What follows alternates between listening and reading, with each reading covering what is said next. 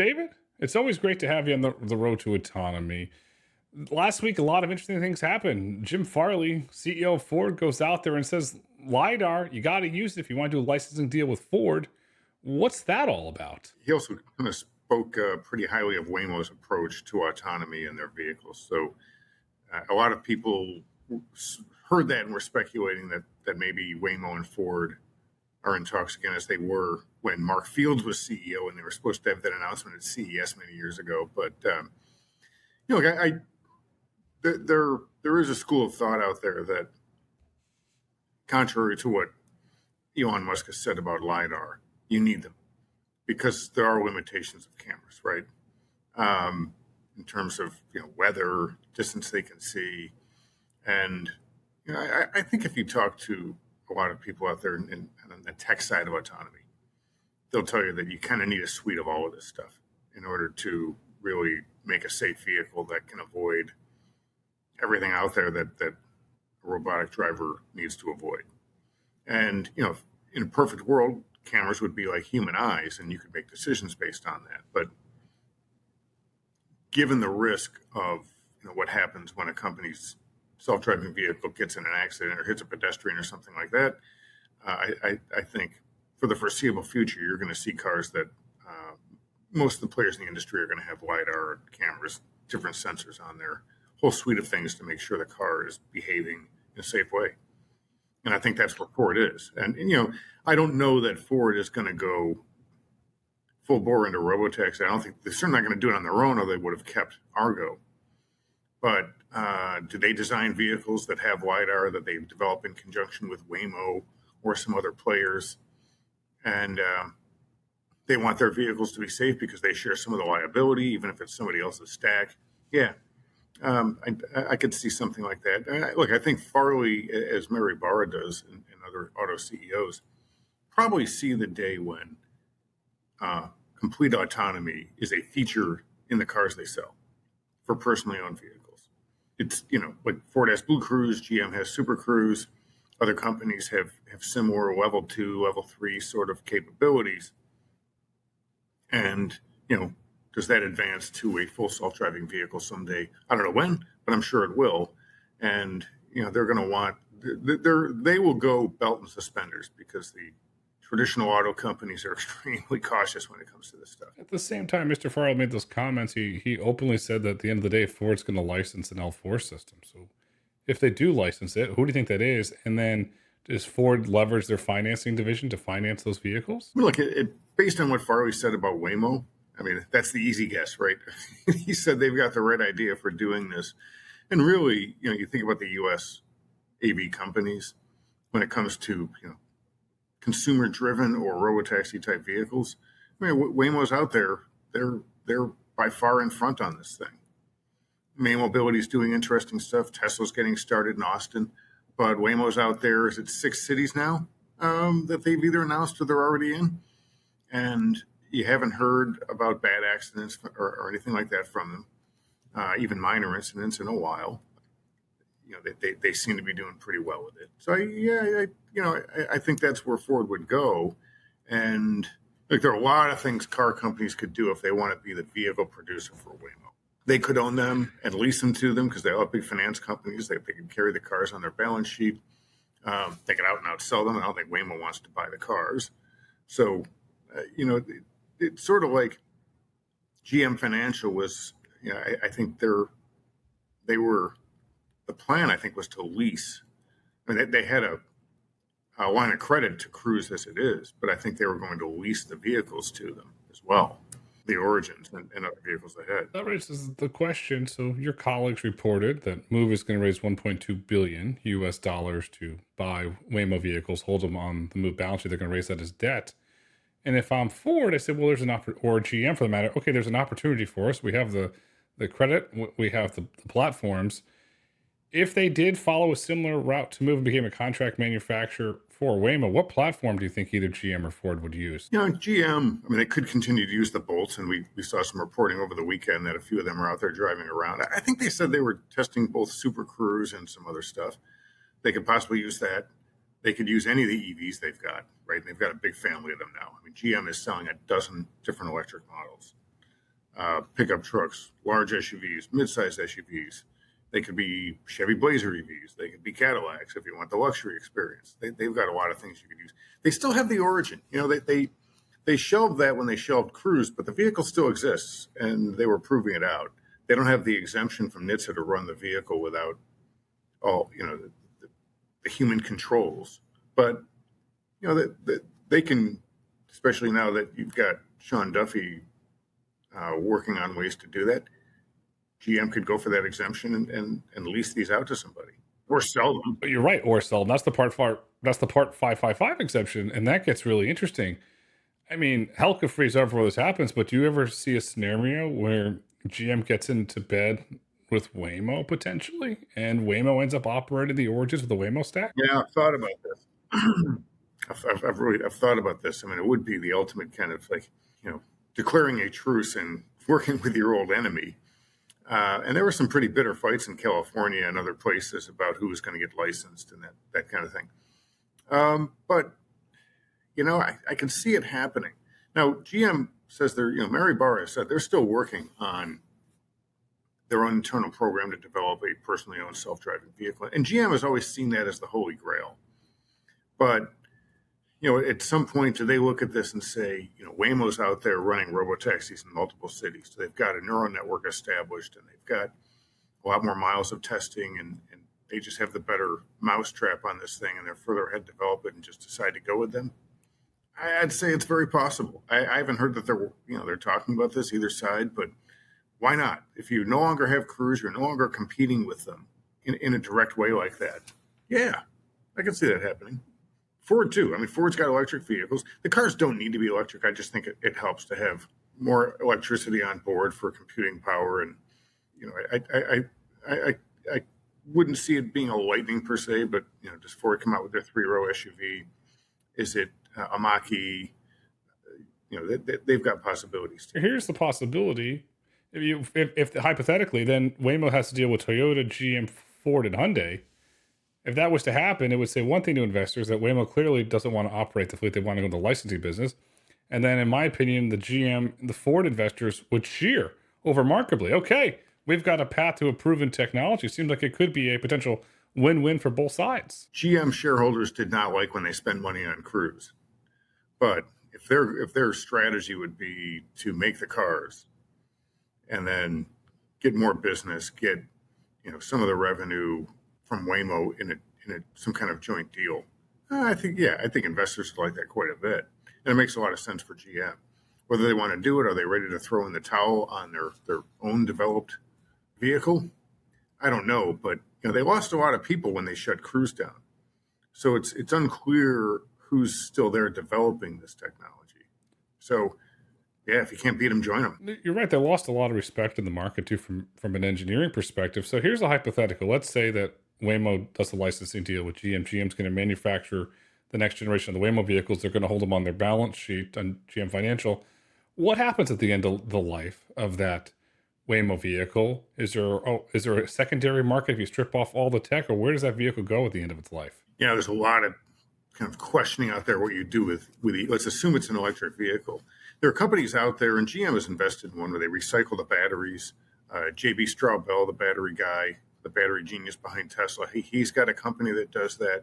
So yeah, I think they would, strip off the sensors and that sort of thing. I mean, this would be like a high-end kind of salvage company, right? You're taking battery cells, you could sell those, the platforms or the cells for stationary storage, or you could recycle the minerals and stuff in the batteries. A lot of things that they can do that, and different players are toying with what you do with that. But yeah, I mean, look, there's a company, and I'm drawing a blank on the name of it, publicly traded company that's worth about $50 billion that basically is a junkyard. And, I wish I could remember the name of it. Oh, Copart. That's the name of it. In fact, while we're sitting here, I'll tell you what it's worth, because it's got a huge market cap. Copart Inc., its market cap, and it's a junkyard, they do salvage work, it's $47 billion. What? A junkyard? 47? So what's the PE on this? Is it astronomically high PE or a low PE? 32. It's not bad. No, it's not. I mean, and they're basically a salvage yard company. They salvage vehicles. They sell them. That are sold to the licensed dismantlers and rebuilders. They sell the parts. It's a pretty good business out there. And do they get into that business because if they get the expertise to handle batteries and all the sensors and this sort of thing, or somebody like that? There's a way to deal with this. One thing about the Origin as GM had designed it, these things were supposed to go for like 1 million miles. They were very simple vehicles, easy to clean, kind of no frills. And if the vehicles are designed for some sort of easy reclamation, there's a business out there where someone can handle that. There's a lot of business at time that nobody talks about, the depot level and the salvage level. So there's been a lot of controversy around the Origin, and Zoox is facing it that you face each other. How hard do you think it'd be for GM to make it where everybody could face forward from an interior? Could they just basically put a new interior in there and keep the shell? Having everyone face forward, you mean, in the car? That should not be hard. I mean, were you ever in the Origin? Yes. This is a step-in shuttle, right? Rearranging the seats is probably one of the easier things you'd have to do. It's the tech magic to that was that they had pretty in a pretty efficient way, I think, kind of embedded all the sensors, LiDAR, and everything like that. The EV battery was the floor of it, and so you had a lot of interior space there. Which way you face the seats, I think, is probably the easiest part of the problem. I would think the tougher part would be, say you're going to go work with Waymo on this thing. This vehicle had been designed with its suite of sensors and everything to work with Cruise's system. How much they would have to do to accommodate Waymo's system, I don't know, but it's a very interesting idea. And you're talking about manufacturing at that point, and it strikes me as something that's pretty doable. The plant that GM retooled for the Origin, is that still around? I might have dust on it, but is it still around, or has it been completely retooled for something else? No, it was made in the Detroit Hamtramck plant, so that's where they make the Hummer EV and their electric pickup trucks. So when GM kicked off the whole EV plan, the $35 billion gamble on this thing, they thought that electric pickup trucks would be pretty red hot. And everybody was rushing, Rivian, Tesla, Ford was rushing to get into that. And they don't sell that well. So GM had the second plant in Lake Orion, Michigan. It's out, kind of northwest suburb of Detroit. That was going to be a second EV pickup plant. They will be able to make EV pickups there if they need them, but they're going to make regular pickups, and they're going to make gasoline-powered SUVs, Tahoe, Escalade size stuff. So to answer your question, that Hamtramck plant making Hummers and pickup trucks, the sales numbers are getting better, but they're not huge. So they could certainly make a decent number of Origins there. That would not be a problem. And if I'm Alphabet, it gives me a very made in America, very pro-Trump off-ramp from the Chinese-made Zeekers. They say, look, sir, we heard you. We're abandoning that program. We're moving to an American-made thing. And you would get Miss Barr would get a very loving truth post saying how great of an executive she is. The politics are very heavy these days, right? I mean, look, when GM announced that $4 billion, some of it was moving vehicles from Mexico to the U.S. They're going to build here now. And so that got them a lot of points. Some of it was just adding production for vehicles that sell particularly well, like their trucks and SUVs. But yeah, Trump was all over it. And, I think GM, they've got people in Washington who talk directly to Trump and talk directly to the administration. And they wouldn't have spent $4 billion or announced $4 billion without knowing that these tariffs are going to be here to stay, and that there is some potential reward here by playing along with Trump's Made in America mission. So, what does GM hope to get out of this? Is it, some help on tariffs more than what's already been announced? Is it something to do with EVs down the line? Is that what kept the manufacturing credits for electric vehicles from being cut in reconciliation? Because the consumer credits are going, but not the manufacturing credits. So that's, who knows? It could be TBD, but GM has played along with them pretty nicely, and this was a big announcement for the Trump administration to be able to say they got GM to bring back 3,000 or 4,000 jobs, I think. I have to go back and look at my story, but it's not a small number of workers. It's a healthy amount. Let's not forget Sterling Anderson's now Chief Product Officer at GM. The gentleman's got autonomy chops. He does. I think, he's the total product guy. I think he's more there for his experience at Tesla, in terms of making electric vehicle programs. And he's young. And so, if you're GM and you're looking at vehicles that are long term, however long it takes, electric, and you're looking at vehicles that, are going to have at least level 2, if not more autonomy, and you've got someone who's worked at 2 companies who do that, this really was a kind of a future move by the company. He's only 41 too, I believe. That's the age I had when we wrote the story, anyways. So that move has got a lot of potential. That's a lot of potential, a lot of upside. The other move that's really catching my attention is Foxconn and their ambitions of moving into automotive. They could, the way the Foxconn's playing their cards, they could end up becoming the contract manufacturer for everybody. Waymo, for Neuro, for Wave. What are your thoughts on Foxconn entering the automotive sector? They've been flirting with this for so long. They've got that sort of white label EV platform so they can make EVs for others. They've got a huge plant in Lordstown that's not making very much, if anything. And clearly, and they spend real money on that plant, clearly the desire is there. Is the market there for them in the U.S.? That's going to take a while. But there's a market for them in other parts of the world, I think. And, I think, that's the Japan deal. I still think they can contract manufacture for other car companies. And the timing is interesting in the sense that all the car companies are pulling back on a lot of EV models and a lot of production capacity for EVs. They don't want to spend money on new models and plants and equipment at a time when demand is uncertain and the regulatory environment has shifted radically in the U.S. So, and the tariff environment with the U.S. and other countries is now in a lot of flux too. So you have a contract manufacturer like Foxconn who wants to do this. They want to spend the capital. Why not? So, and I think that's what Foxconn is seeing. And they've got the money to kind of build a plant and sit on it for a while. I think in Lordstown they might be sitting on it for a long while, but I think the desire, they see this as a long-term bet, and they're willing to kind of handle the rough ride for a while while they're doing it. I don't see them coming to Detroit though, because they've already got a plant in Ohio, just 3 hours away. That's not doing much. So it was reported over the weekend that Nissan's Optima plant in Japan is being taken over by Foxconn to avoid a shutdown. That plant could produce 240,000 vehicles. That's a Nissan plant. Yeah, that's what I meant by the Japan deal. Yeah, they've got to see a deal they've got to see production or a market in Asia where they can do this. I mean, think about, are they going to make EVs for a bunch of Japanese manufacturers now? So instead of each one of them having to dedicate a plant to EVs, they can manufacture for them.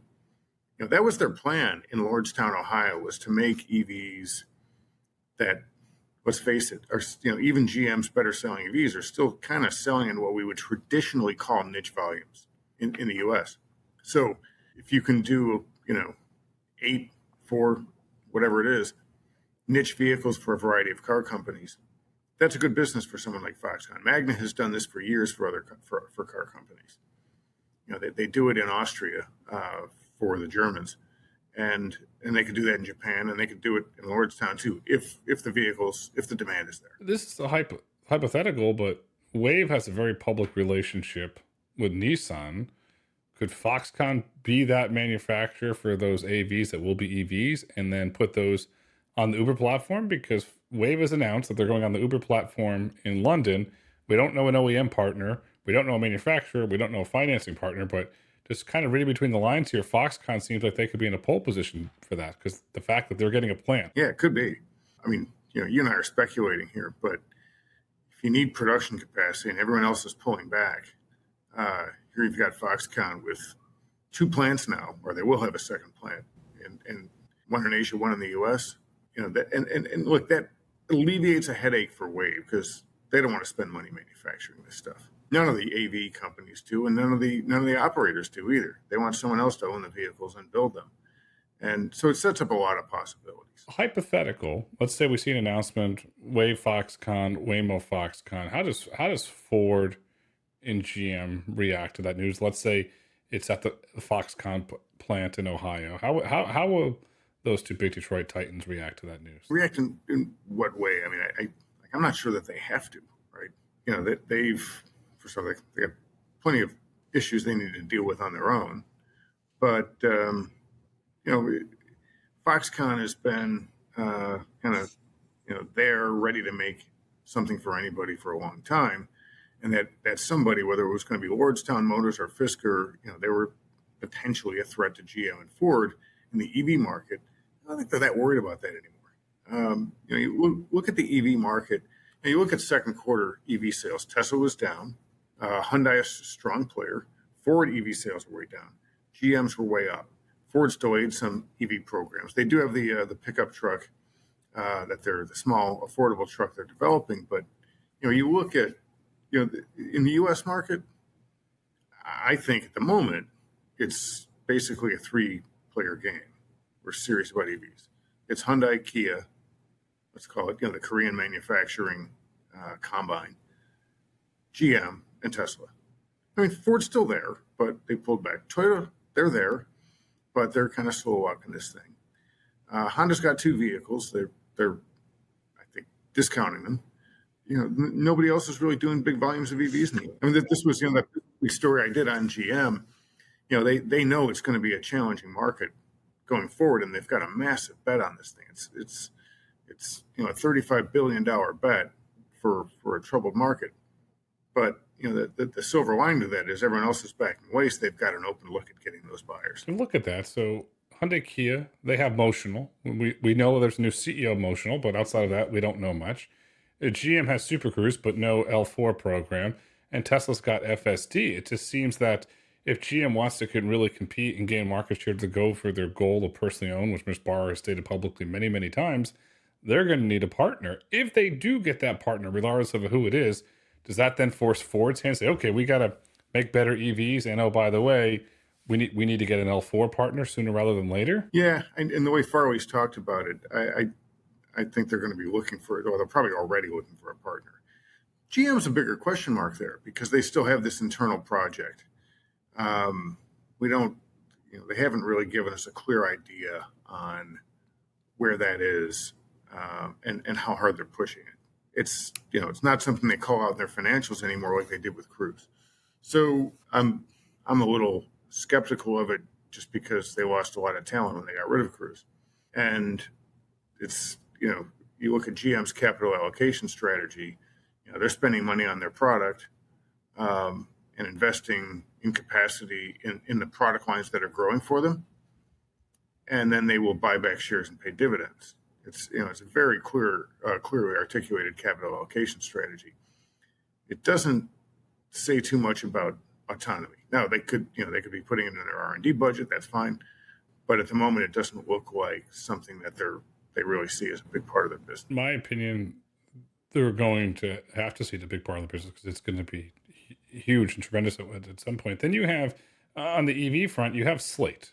So now the tax credits are going away. We're probably looking at sub 30,000 on that vehicle, maybe 35,000 for that pickup truck. Yeah. How is that going to ramp up manufacturing capacity to meet demand for that if they can hit the price targets that they publicly put out there?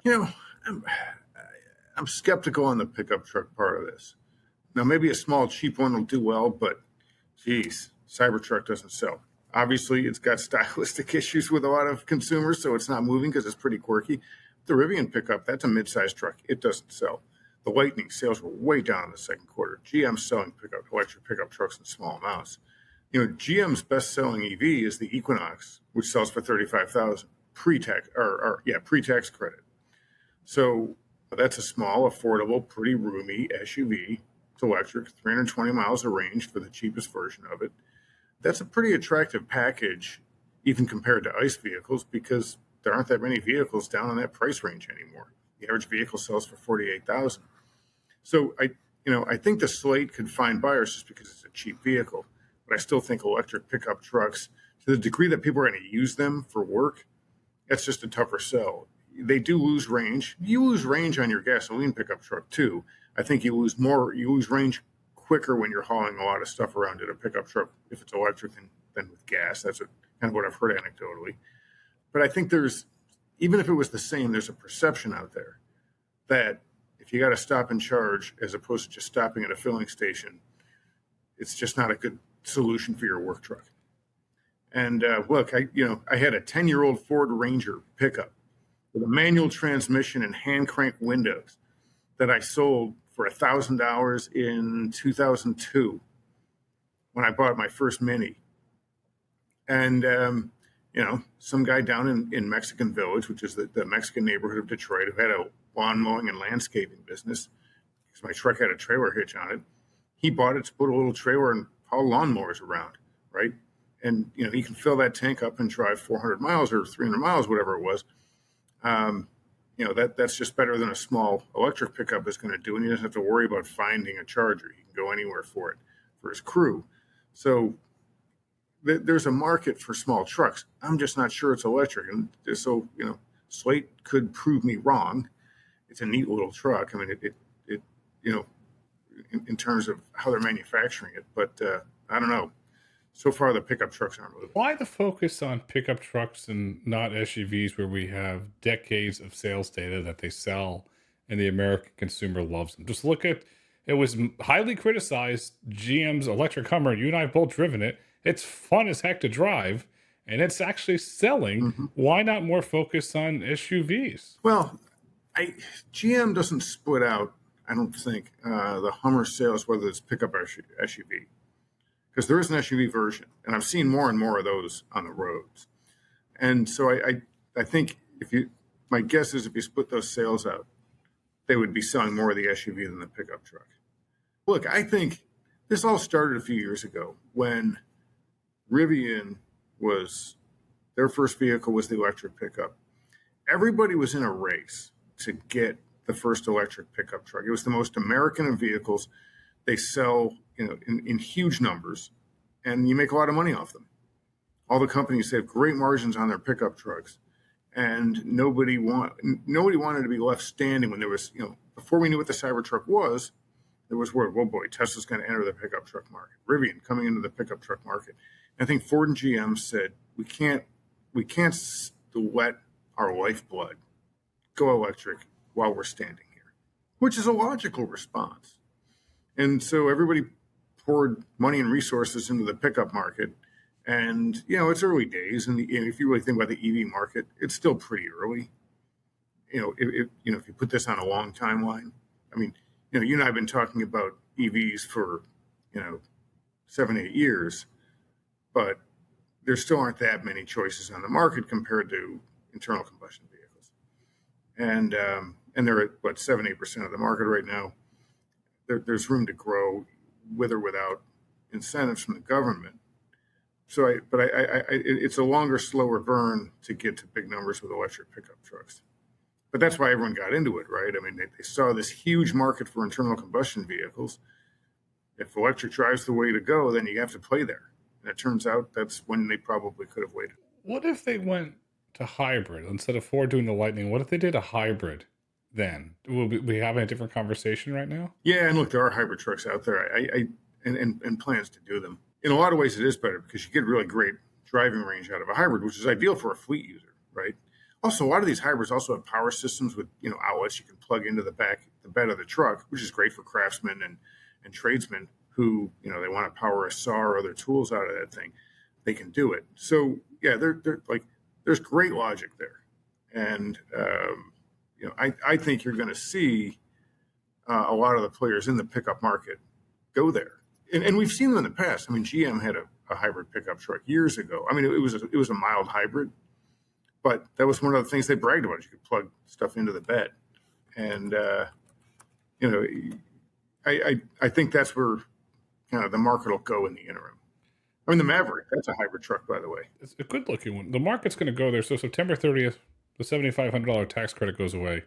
Do we see a pull forward, do you think, in the month of September in terms of EV sales, where people want to get ahead of that? Yeah, I think we will, because look, we saw a pull forward late last year when there were rumors that Trump was going to come in and get rid of the tax credit. And now look, he didn't get inaugurated until January, but we still saw some pull forward action in the fourth quarter.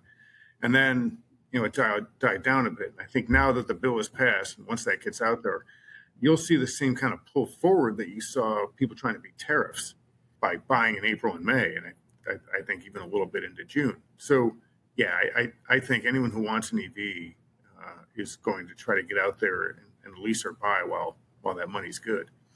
It's not a bad idea. $7,500 from the government plus whatever other incentives are out there on a state level and everything.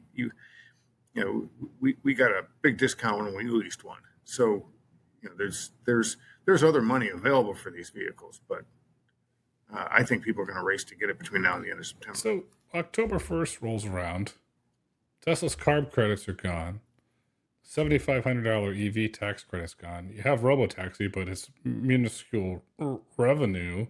Optimus is not ready to be commercialized. Where does Tesla go as a company? I'm asking that from a pure revenue sales perspective to fund all of the ambitions that they're working on with autonomy and robotics. Tesla has money, and they also have a great ability to raise it still, even though the stock is down. And what investors, the reason it still has the value, even though the shares have been down, largely because of Elon's political stuff, I think, but and the sales issues that his political stance has caused. But when and the shares have jumped around, right? It's been fairly volatile. It gets a bump whenever there's positive news on Robotaxi and AI related stuff.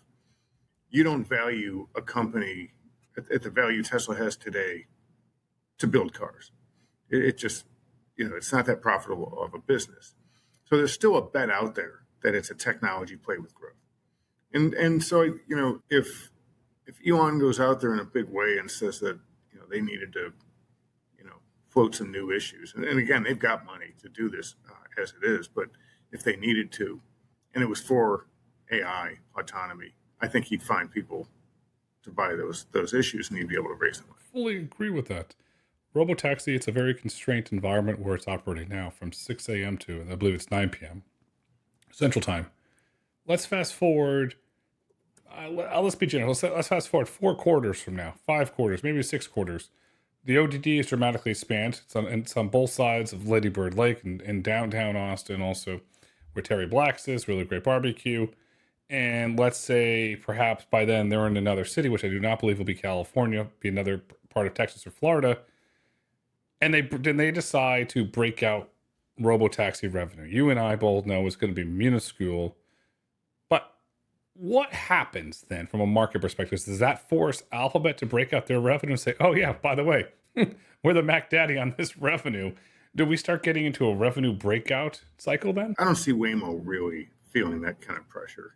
There's been plenty out there on an eventual IPO. I think when you start to see Waymo break out financials separate of the rest of the Alphabet Inc. empire, that's when we're starting to get closer to some sort of IPO for them. In Tesla's case, Elon Musk might want to do it to show that they're making headway with autonomy. By the way, while we're sitting here, I looked up, and at the end of the first quarter, Tesla had close to $40 billion in cash. So they've got the money to fund stuff like this. And look, right now, this is a small test batch in a relatively small part of Austin. They can expand it, sure, but and what did he say about safety? They were going to be maniacal about safety. I forget which superlative he used, but he had something out there about how crazy they were going to be about safety. And they have to. So they could be on a pretty slow rollout if he's going to come through with what he said. I'll be in Robotaxi. I've been in there tens of times by the time this episode's be released, and on a follow-up episode I'll let you know really what my thoughts there. And when you look at Alphabet breaking out revenue, if you look back in history, there's a moment I'll never forget. The first time Amazon broke out AWS revenue, people said, holy shit, this is bigger than we could have ever imagined. Do you think that's the moment where the Waymo revenue gets so large they have their AWS moment? Because I remember when Amazon broke out AWS for the first time, that stock shot up, I'll say 11-12%, because investors like, wow. Is basically, you think Alphabet's going to hold the cannon back until it gets so large that it kind of knocks everybody's socks off and they have their AWS moment? Could be. Look, with robot, and it could take a long time here. The other part is not just revenue, but profitability, right? I mean, running an AV company is very expensive, and you have a lot of smart people you need to employ. You have to have a fleet of cars, all the stuff we've been talking about today and other times on the podcast. So it's not just big revenue, but is there a path to good profitability? I mean, that's the question I've had for robotaxi companies all along. I mean, you're managing the network, which isn't cheap. You have a lot of talent you need to hire. You need to manage the vehicles themselves. And all of that is, the vehicles themselves are pretty expensive, right? Because you've got these suites of sensors and all that.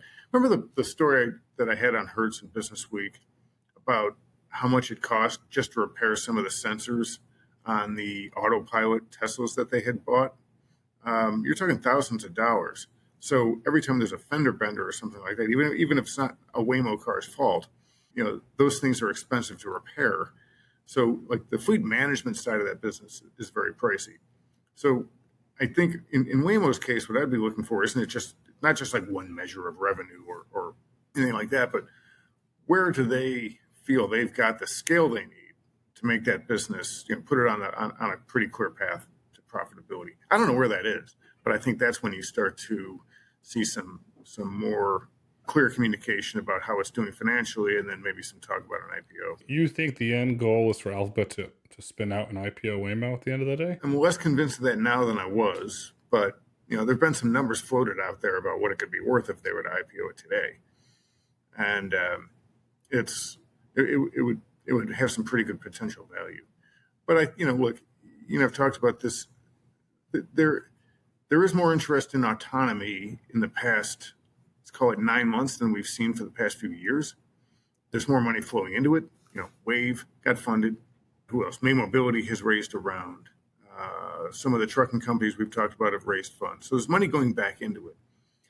But is there enough real enthusiasm right now to do an IPO?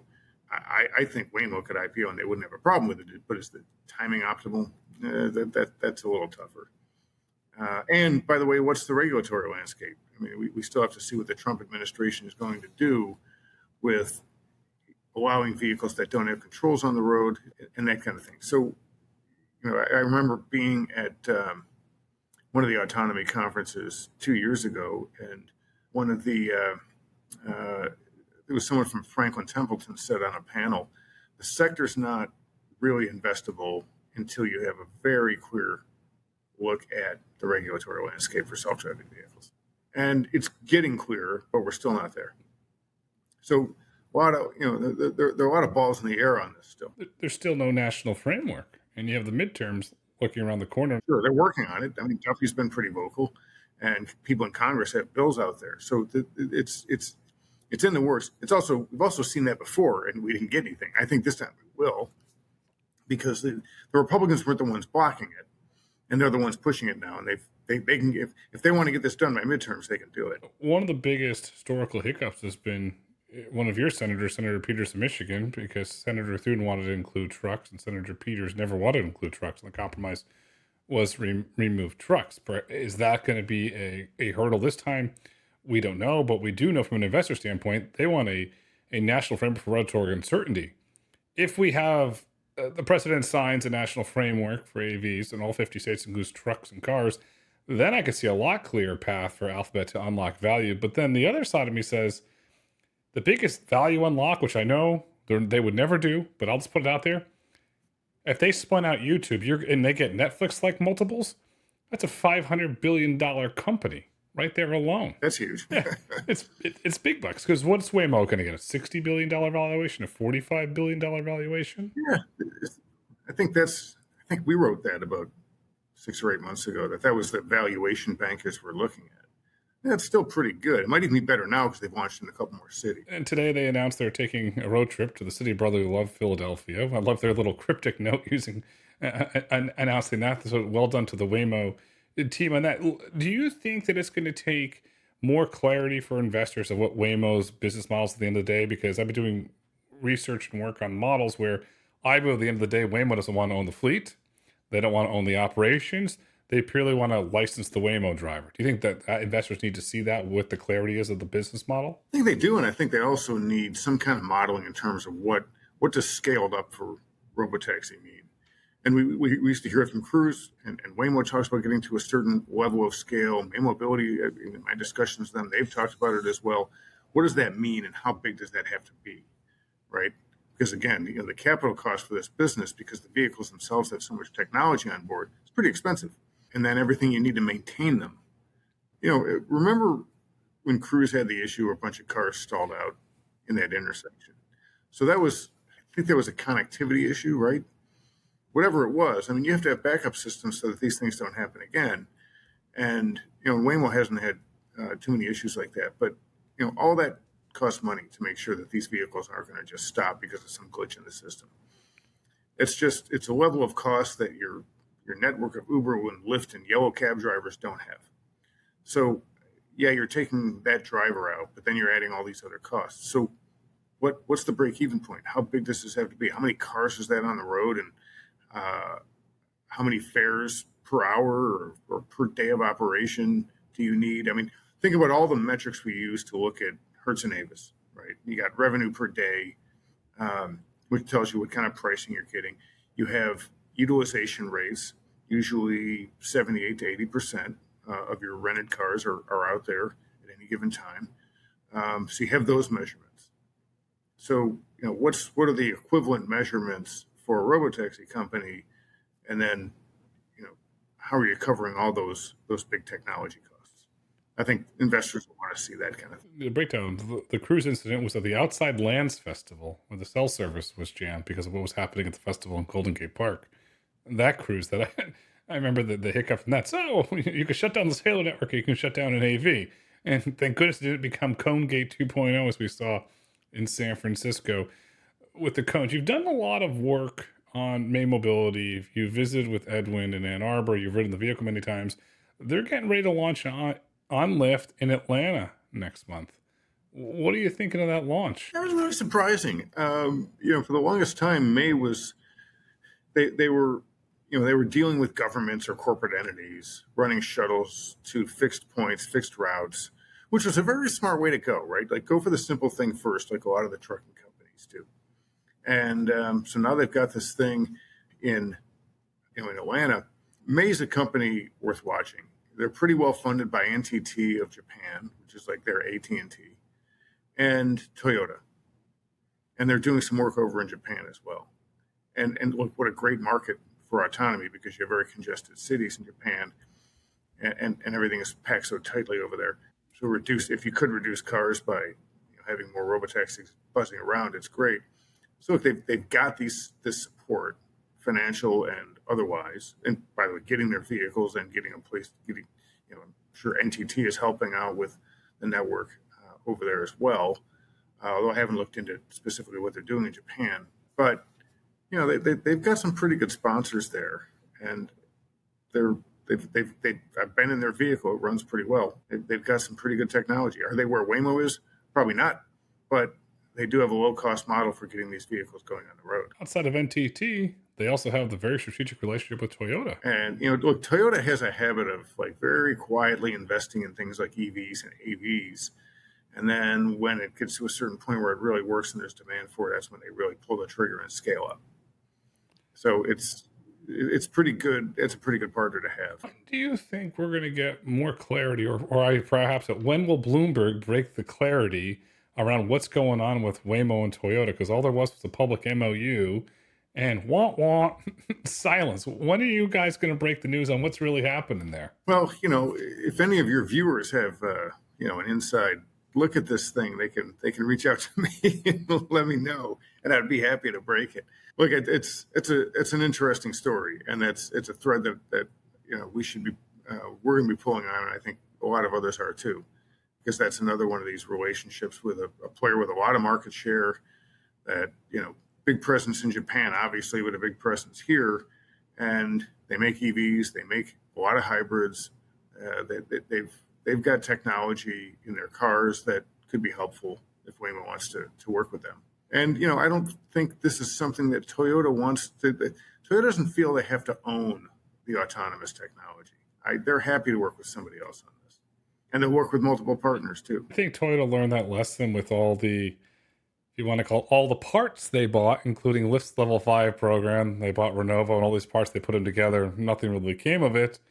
And perhaps the Toyota could be the first indication of Waymo's shift towards licensing, something we're going to have to wait and see. What are your thoughts on when the Waymo Hyundai start coming off the line and going into service in 2026? I haven't really looked into it, but I guess if we look at Hyundai MOU with Toyota, how many companies is Waymo? How many automakers are they working on with at this point? So they have the public relationship with JLR, but that's coming to an end. You have Zeekr, you have Hyundai. JLR's coming in. They got Zeekr, they got Hyundai, MOU with Toyota. Am I missing anybody? No, but my intuition tells me there's somebody else lurking out there. The question is who? There have been interesting comments from Farley about Waymo. Maybe there's something going on there. They don't need one company. They could work with 4 or 5 if they wanted to. They should. The big thing to Farley, just don't show up in a Lincoln Navigator with a crew of security. And to the Alphabet headquarters that it was well reported. But the thing about Waymo, by the way, like, why would you want to work with just one company? Like, you'll get better terms if you're working with multiple companies, and they all want a piece of the action. Waymo's the clear leader in autonomy. We know big things are coming with Waymo, and yes, I believe you and I both will probably have half a dozen deals by the time. And so the next 12 months, I'll have half a dozen deals announced. As David, as we head into the late summer, it's usually quiet, but autonomy markets just keep chugging along. Anything that we really need to keep our eyes on until we have you back on in the early fall? Look, the obvious one is, what does Duffy and what do the Republicans do with fully self-driving vehicles that have no controls in them? Because that could really, first off, if you have real regulatory clarity, that could bring more money into the sector, more investment, and that'll get more deployments, that'll get more technological development.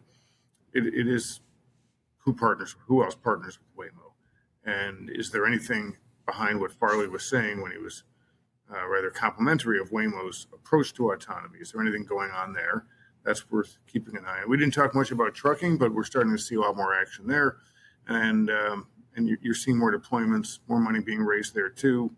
And what does the Trump administration do with that? I'm not sure that the Republican bill that, as it's been kicked around, said much about trucking. Did it? You read that too, right? Not much about trucking. I know the market wants certainty on it because you have 2 SPACs coming up this fall. You have the Kodiak SPAC and the Plus SPAC. And so investors, as we clearly say, they want certainty in the regulatory environment. And they're probably pushing for it now. So, those are some interesting things. And, what does GM do? Do they just kind of keep developing this internally, slow and steady, working at it? Or do they start to pair up with some of these other players who, Wave is out there too, right? They could work with Wave and just, be the hardware manufacturer. These are all possibilities. Story to watch. My bet, and you're right, this is a story to watch, is pairing up. Who's going to pair up with who, and then who's going to be the financing arm, and then who's going to be the operation arm? Because these companies are not going to own the asset, they're not going to operate the asset. And then the question is that we don't know if we'll get clarity by the fall. DAR and Uber have big ambitions, and they're growing louder by the day. That's something we need to watch, and we'll go into the trucking SPACs in the fall when we have you back on. Until then, the future is bright. The future is autonomous. The future is scaling autonomy. Keep an eye on Tesla. Yes, keep an eye on Tesla and watch the tweets from Elon. Obviously, it's the obvious one. Yeah, I mean, how fast they expand just in Austin, right? Do they expand hours of service, geographic area, the number of cars out there? And, a question I have for Tesla is, do people really want to basically Airbnb their car out all day while they're sitting in the office? Somebody will. Hell, I'd buy a second car just to do it, just to experiment with it, just to learn. And I'm sure there's quite other few people like that. Hey, if you could cover your monthly payment on it, why not? Make a few bucks. And if you could cover it for 2 cars, you have your private car and your work car, it's even better. Perhaps Elon knows something that we don't know. David, looking forward to having you back on again in the fall. Thanks, Grayson. Always good to be here.